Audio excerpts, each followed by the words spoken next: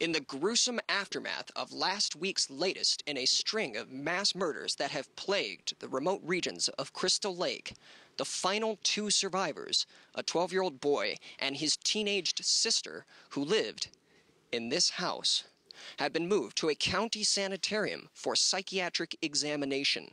The boy, who is reported by Police Chief Scott Fitzsimmons to have savagely hacked the suspected serial killer to death with a machete, is said to be suffering from extreme psychological duress, the culmination of a week-long bloodbath which left his mother and at least 12 other victims brutally murdered. I'm Terrence Wynn for Ion News.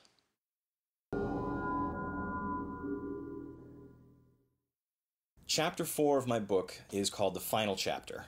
It's not.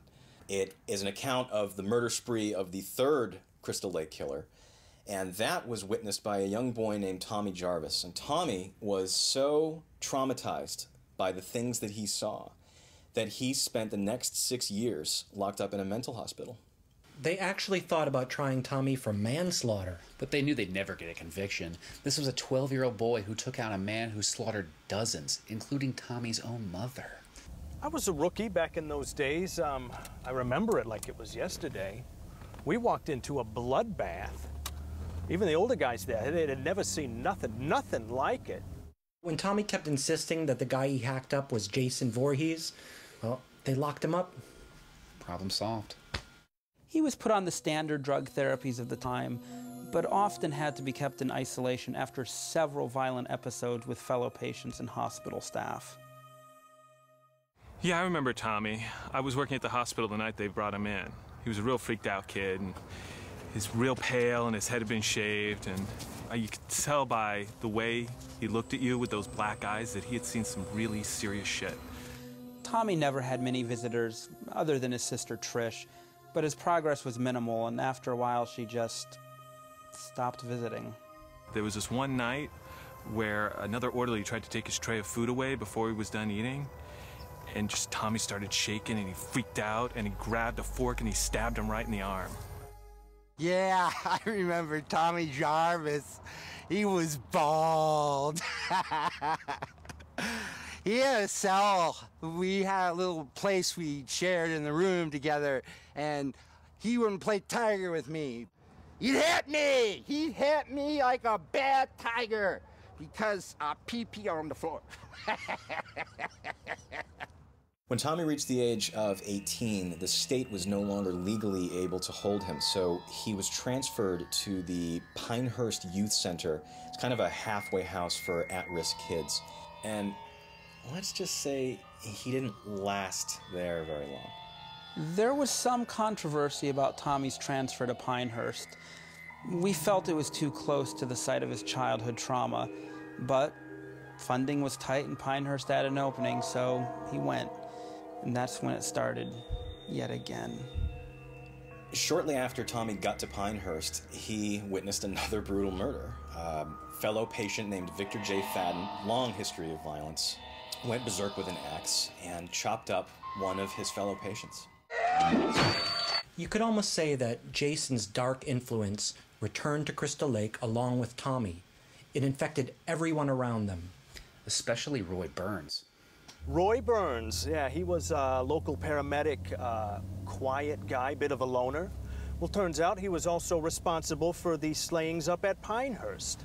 Decided for whatever reason to don the mask and act out his own version of the Voorhees legend. Because you see, it was Roy's son, Joey, who got all hacked up at the woodpile. This violent incident triggered a relapse in Tommy, and he quickly began to lose his grip on reality. And that's when the murders started again. Another killer using the familiar Voorhees MO. Look, just because Roy Burns turned out to be a Jason imposter, that doesn't mean the real Jason's influence wasn't involved. After all, everybody knows the etymology of the name Jason comes from the Hebrew for healer, ambulance driver.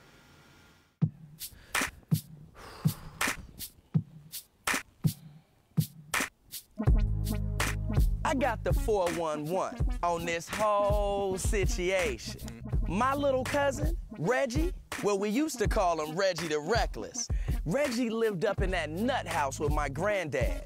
After that Tommy moved in, some ambulance driver just came in and just started chopping he had knives and shit, and I thought they came to help. But I thought that's what the ambulance did. That's what the ambulance do. Dude even killed Reggie's brother, man. Demon. He killed him in the shit box, man. You don't die in the shit box. I was just a kid when it happened, 12, 13 years old. I don't know who was more obsessed with Jason Voorhees, Roy Burns, Tommy Jarvis. Doesn't matter. My sister Vi is still dead. We were as close as two sisters could be, me and Violet. Even got our first piercings together. She taught me my favorite dance. And I dedicate my art to her, what I do. This one's for you, Vi.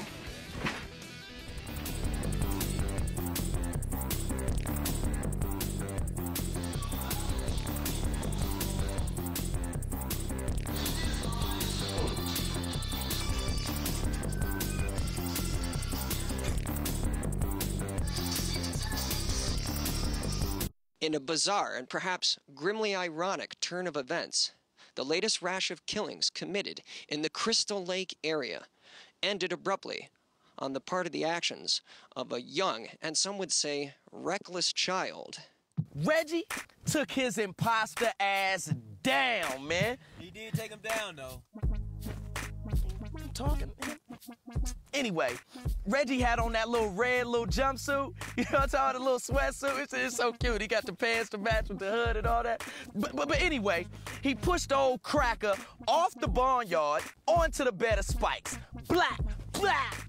You don't mess with Reggie like that. You just don't do shit like that, man. I mean, he might scream like a little bitch, but he'll fuck your ass up. Even in that little red suit.